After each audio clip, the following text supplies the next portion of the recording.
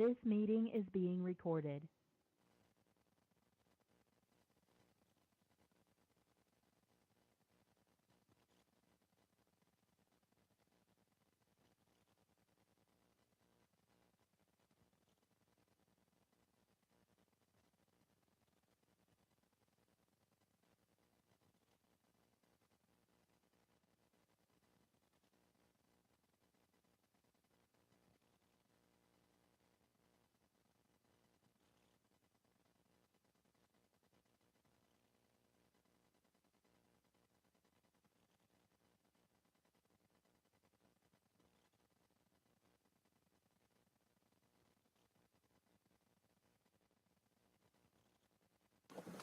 Morning, everyone. Look for a motion to signing of the claims and minutes. So moved. Second. Got a motion and a second. All those in favor signify by saying aye. Aye. Aye. Motion carries. Thank you. Okay, next on our agenda, we have our Veteran of the Month. Daryl?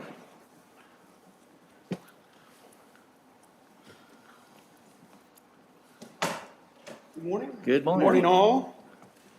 You know, often when it's time for preparing this, I often think of how great the assignment that I have in front of me. Why?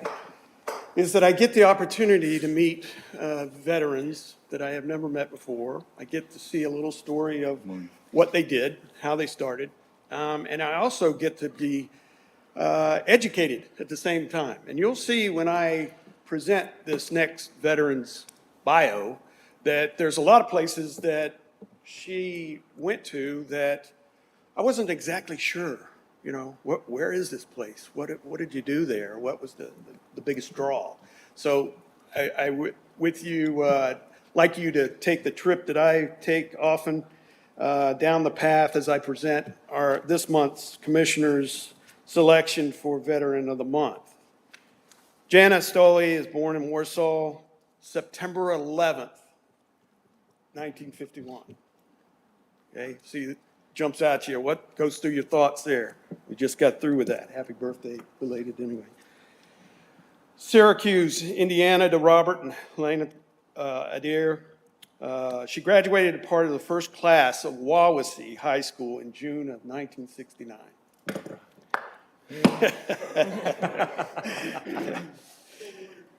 She entered the United States Air Force in October of 1969 in Indianapolis, Indiana. And according to her notice, apparently back then, they were in a hurry to get you in. So as she was at the airport, she did the oath and then zipped on. So that's not the way we do it now. But that was an interesting fact there that, you know, caught me by surprise. After completing basic training at Lackland Air Force Base in Texas, she was transferred to Keesler Air Force Base in Mississippi to do the technology training as an administrative specialist. After graduating that school, she remained there at Keesler, assigned to the United States Air Force Postal and Carrier Service, working in the mailroom distribution center. After completing her first enlistment, Jana continued her service to our nation by re-enlisting several more times, culminating in her military retirement ceremony, February 1, 1990, the rank of Master Sergeant. Throughout her career, she was noticed by her peers and superiors for her outstanding organizational and administrative skills. In 1972, she was selected as the sole administrative member to work on an instructional systems development team to rewrite Air Force's phase manuals and syllabi for several of the key air platforms. In 74, as a new staff sergeant, she was transferred to Keflavik, Iceland. Now, you say Iceland. I thought she was recognized as outstanding. Well, you'll be surprised, especially when it comes to Air Force. They don't pick places that aren't conducive to a family life, if you know what I mean. The Army, Marines, a little different. But what I found is an interesting note is that back at the time that she was there in 60s and 70s, Iceland was renowned for being the home of the best musicians, having been introduced to the Americana rock and roll by the U.S. military radio waves that were pushed outside of the base and into the town. So I thought that was a fascinating little mark there of, hey, how did they become the rock and roll leaders up there in Iceland? So anyway, in 74, being assigned there, she was in charge, NCOIC, for admin and chief of supply, Armed Forces Command, Iceland.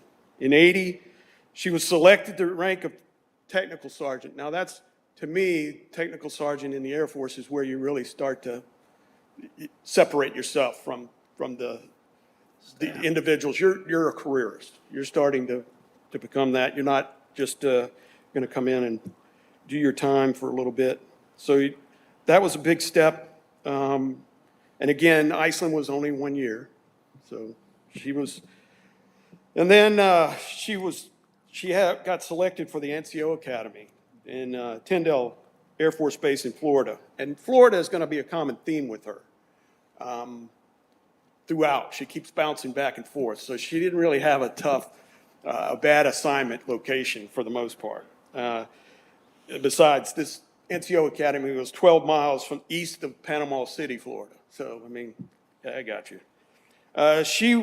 At this point, this is where she started a new career in the Specialty Duty Assignment Branch as a student trainer advisor for the 4,582nd Student Squadron at Hurlburt Field, Florida. Now, Air Force always has 4 numbers in there.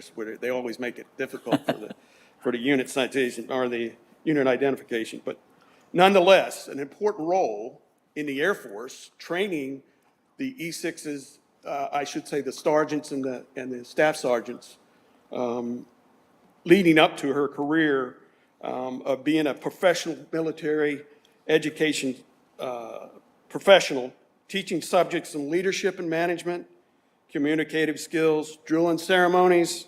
Yeah, the Air Force does that occasionally. Got it. World affairs to 30 sergeants and staff sergeants for each of the 10 classes annually.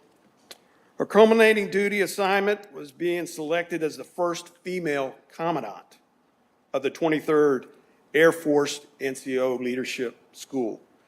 That is quite an achievement, nonetheless, especially back in the 80s.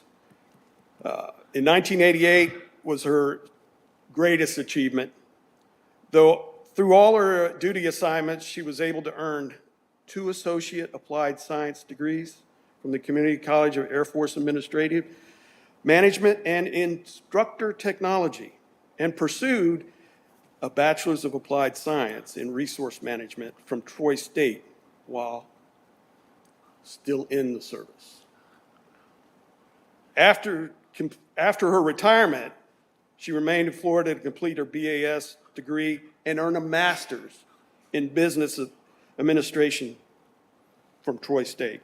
While on active duty, Jenna received several awards, some of being a Meritorious Service Medal, Air Force Commendation Medal with 4 Oak Leaf clusters, National Defense, Good Conduct Medal, and the Overseas Ribbon.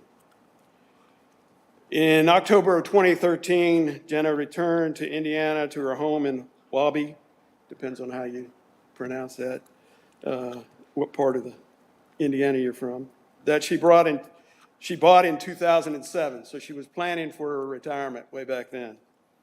She is a member of the American Legion Post 223 and the Auxiliary in Syracuse, Indiana, currently holding the position of Post Chaplain and member of the Post Honor Guard. And thank you for that continuous service. What she loves most, and what this was a continuing theme too, is no matter where she was assigned on active duty, she always found time to volunteer. And so her biggest thing is, what she loves most is volunteering. She's often asked why she spends so much time doing so much for so little. She simply states that she has a volunteer heart.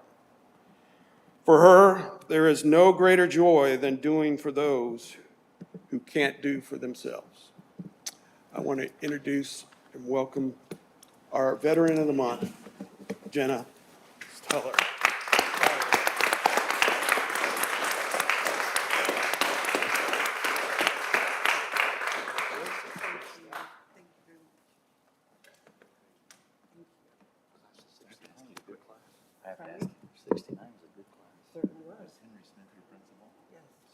funny story. Mr. Smith was my principal. And hers. She was the first class he had. I was the class that drove him out. That was his last year. 81 was his last year. No, I love him. Still stand. We see him at our reunions. He didn't make it to our 50th, but, yeah, he's a good guy. Lives in Angola. All right, with that, I'd like to read the citation from Kosciuszko County Commissioners for the Veteran of the Month, Jenna Stollery. In recognition for her outstanding contribution to the mission of serving the people of the United States, the residents of Kosciuszko County, and the honorable service as a member of the United States Air Force. Thank you for your service.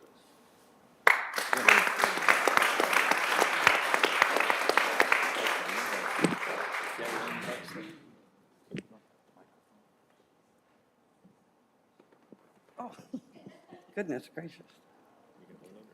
Sure. Yep. I want to thank everyone for coming. Thank Mr.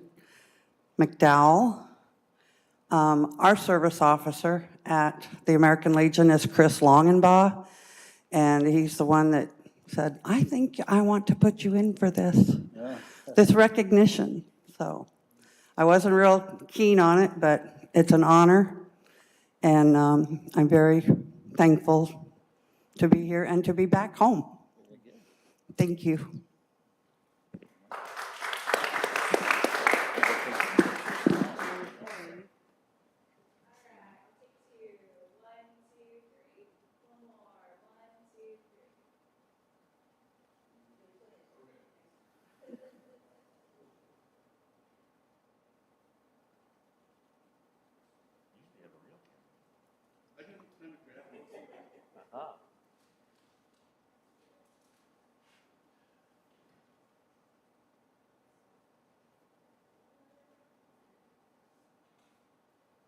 Very good. Thank you. Thank you.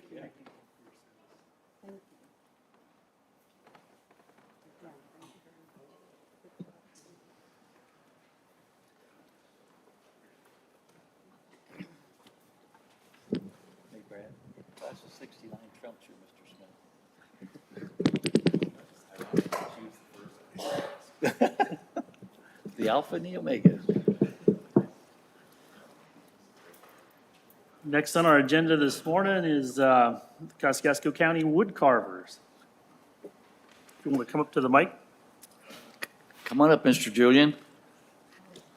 I was just talking to Brent the other day about his hobby and his group that he works with. He's a member of the Kosciuszko County Wood Carvers Association, and they're having a show at the Senior Center on North Park Avenue on October 1st.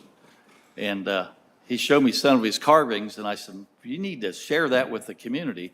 A couple purposes. He wants to show off his carvings, and we'd like to see that, but also he's recruiting somebody that would look at the carvings and might have an interest in wood carving. It's a craft that's very unique. So, Mr. Julian. Thank you, Bob. You're welcome. Again, name's Brent Julian. Been a Westonian all my life, except for time of service, of course. Yes, I belong to the Costco Wood Carving Club. You want that thing? Yeah, step up to the mic. I'm if such you a would. loudmouth, I don't see why. Okay. You can be a little louder then. That's good. Okay. Anyway, wood carving comes in 4 phases. People don't think about how is that, but it comes what's called carving in the round. They do what's called relief carving. They do chip carving, and chip carving is the one that's most incremental, time-consuming, and then wood burning is part of the wood carving aspects. This particular situation, this is called a carving. This is a walking stick. A walking stick and a cane are two different, of course. Walking stick being the taller, the cane being the shorter of the two. And this is called carving around. This is a piece, I'll probably never get rid of it until I die, and I don't know who gets this, up to them. Yeah. It was the very first walking stick I had ever done. My wife and I used to winter in Florida, and that's where I first started carving. My father was a wood carver as well, who probably didn't get along. And this stick is a little bit unique because I had never done faces at the time I was doing this, and I wanted something up here in face, and I had a gentleman carve the face for me. And his name is unique. People probably recognize the name. The only thing was he lived in Fort Wayne, Indiana. He was a semi-truck driver. But his name was Bruce Lee, of all names. I go, whoa, I got Bruce Lee. And he carved this little head on there for me, and then he stuck the tongue out at me like, I got you. But this is the first piece, and it's called Carving in the Round. I have other pieces as well to identify these types of carving and what they look like. This is wood burning. My wife did this piece herself. Excellent work. She doesn't do it as often as I'd like to see, but we all have our choices. This piece is called relief carving, okay? That's where you take a picture that you want something carved, and you lay a piece of carbon on the wood and lay the picture on and trace it out, and you just merely go into it this way and taking out the material to make the picture come out to you. This particular, I like this one because I told my wife this represents hers in her good times, but when her bad times, this represents her. That's in her bad times. In good times, of course, she is like this. But again, that is called relief carving. I'm glad she's not here, Jim. I'll be seeing her. The press will make sure she knows. The nice thing about wood carving, most carvings are carved out of wood called basswood. It is a softwood. It's easy to carve. And it's nice to carve, and it hardly ever cracks or splits on you where other woods will. The next wood that's soft to add is called poplar, and it looks a lot like the basswood. It has more of a grain structure in it. You can tell the difference. And of course, you can carve any wood. Some woods, as hard as they get, takes special knives or even Dremels, which we don't, at carvers, we don't like to use power tools unless we have to. Normally, the only way to use a power tool is you're cutting out the item. If I'm cutting out an item, and Mr. Ed Graves, who is my cohort, he does some beautiful work. At being said that, the thing about carving that people do not realize is they say, I don't have the talent. Well, I'm not artistic. And I say, wow, it's interesting. I don't have that talent, and I'm not artistic either. It's the idea that if you want to try it, you can do it. Anybody can do it. I don't care who you are. It's the idea whether you want to try it or you don't want to try it. The other misconception is that we think it has to be perfect. When you carve it to suit yourself. Well, I carved this to suit me. Now, if I do carve for an individual, which I have, I ask them what they want, how they want it, but still, you still carve it to what you think it should look like. And everybody accepts that. So there's no right way and there's no wrong way. It's always your way, no matter what. That's the best part of carving. You don't have to please anybody but yourself, even if you're carving for somebody else. We have a lot of people in our carving club. We have 12 people. We started out with 5 this year. That's the original 5 from the last 2 years ago before the COVID hit. And we said, well, there's more people in this community could probably carve, and they would enjoy it if they knew it were available. So that's why we're trying to do this. This year, in October, as Bob identified, we're going to have our first wood carving show at the Senior Activity Center. We're going to give away door prizes, those who come. And of course, to do the door prize, you need to donate $1 towards getting that. And whomever gets it, do not have to be there. We'll still contact them and get the door prize to them as well. Very good. But I would like to introduce you to Mr. Ed Graves. He does the tiniest stuff I ever saw and does an excellent job. Very good. Ed?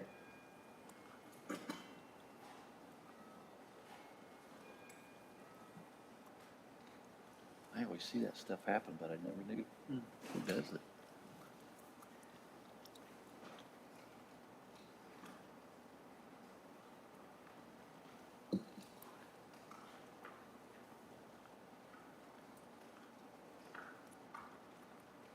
Whoa. This is a piece that I'm currently working on.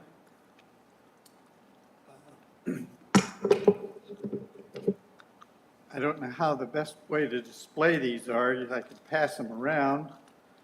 It's a ball with a ball inside of it. And that is all one block of wood. This is another one that's one block of wood. And this was one block of wood. Wow. And You carved that all together. You didn't do parts and put them together. no, I didn't put them together. Isn't that If crazy? anybody to find out where the glue marks are. There you go. This is it's kind of a semi-chip carving.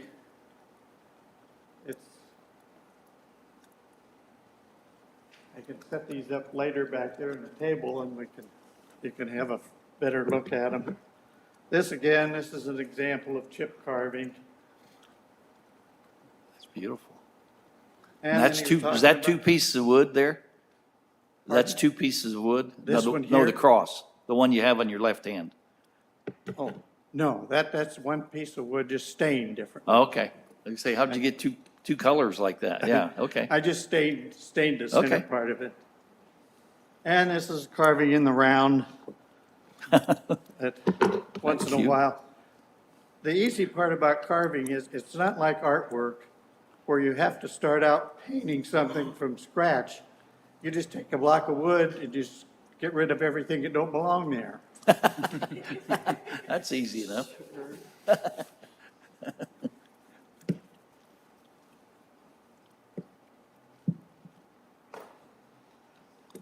And this is about a 2-minute carving job of a thumb. If you got your thumb there, you can just sit there and just carve it out. He talked about the small things that I do. There's a little ball inside this cage. I make toothpick holders, make little shoes, and he hollowed out. You can put your toothpicks in there and set it on the table. And this was a baby rattle. Ah, isn't that awesome? And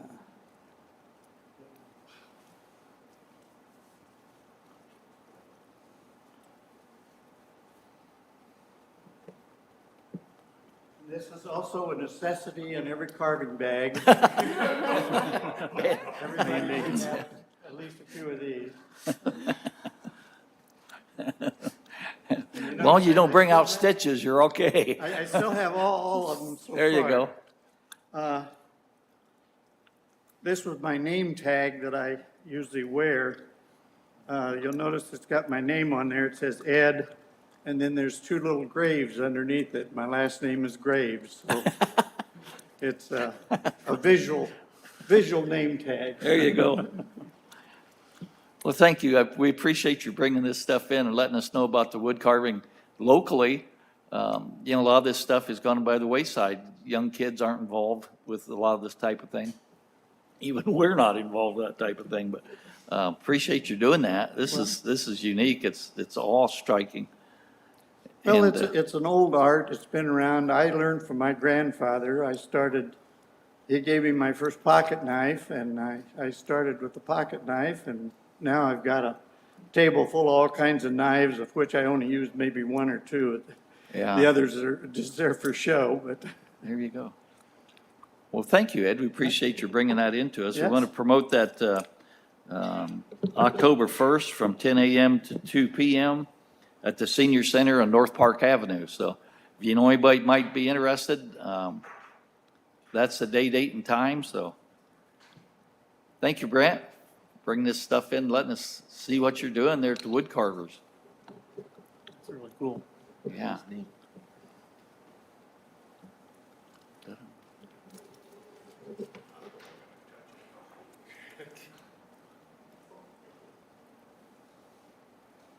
Very good. Okay. Well, next on our agenda this morning, we have Syracuse Public Library appointment. Is anybody here to give that? Have you talked to anybody on that? No, we just had the application. I don't have a copy of it. I mean, I have them on my phone. I didn't print it out. Do you have a copy of it, Michelle? Sorry, I was adjusting my bifocals here. You could be a wood carver. Well, actually, I am very novice. I do like to whittle, I do some wood carving, have for Sure. about the past 3 years. So I will definitely be there on 10/1 and maybe be at their meetings coming in the near future, which are Tuesdays from 6:30 to 8 at the Warsaw Senior Center. I'm a novice wood carver. I carved a paddle out of a piece of wood one time. Well, anyways, we'll get, Different kind. my kids didn't care for that. I put a pistol grip on it and everything. It's pretty nice. It come up I'll missing take for a your- long, long time, but I I'll found take your it. word on that. So yes, we were contacted Kids by did the Syracuse Library. It is time to reappoint a member. Their recommendation was to appoint Carol Boone, who has been there and has worked diligently with the library for some time. And that is their recommendation to She's appoint Carol Boone. consented to do that?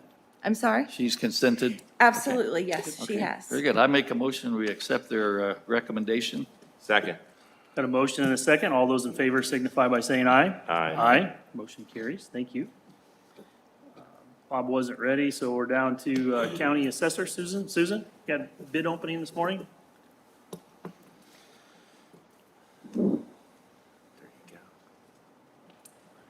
We're Morning. here on the bid that we had received in the box over there for the commercial. Anything you want to say before we open it? I advertised in 2 newspapers, and we contacted 3 vendors, and we only got 1 bid in. Well, that's a no-brainer.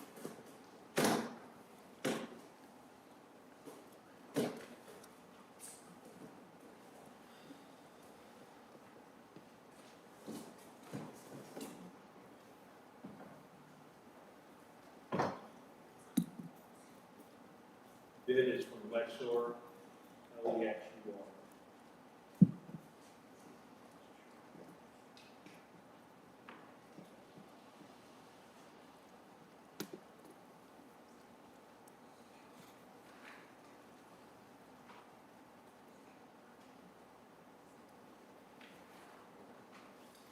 Bid is for $182,100. Oh, sorry. Bid is for $182,100. There's contract form that had to be reviewed. That's the submission of the only bid. There's other binders in here, by the way, but they appear to be duplicates for you guys. They're all the same. Okay. So would you like to take those under review and then give us your recommendation at the next meeting? Yes, we can, I'd like to look at them, yes. Yeah. Okay. Okay, thank you. Okay, next on our agenda this morning is Ed, got a couple grant requests? Do have one minor correction on that. On your agendas, it shows competitive for 2022 federal grants. Those are actually for 2023. This will be the salary reimbursement for the year of 2023. And we're going to, we would like to submit for a $20,000 competitive. There's a number of things that have been outlined that could have that usage from that $20,000. Still hammering that out as far as exactly what we want to throw at that. But would request the $20,000, and the $55,000 is actually the max for Kosciuszko County. Doing the calculation through 2023 with the addition of the deputy director, I believe we're going to be at about $54,920. So somewhere in that general area is what the actual amount is going to be, but we will submit for the entire 55 if you so please. Okay. These are the grants you've been doing for years, correct? Absolutely. So I make the motion, we accept your request to submit these two grants. Second. Got a motion and a second. All those in favor signify by saying aye. Aye. Aye. Motion Thank carries. you. Thank You're you, Ed. welcome. Thank you. Keep up the good work. Any other office holder or department head this morning to speak to the commissioners? Hearing none. County Attorney, Ed? No public report? Okay, thank you. County Administrator, Marcia? I have nothing today, thank you. Okay. County Auditor, Michelle? I have nothing, thank you. Okay. A lot of pressure here, Steve. Steve, you rascal. Okay. Any other further business come before the commissioners this morning? If not, we'll see you back here on September 27th. Have a great day, everyone. I'm not sure how I end up with that. Thank you. Yeah, you should see the Padilla card, man, it was great.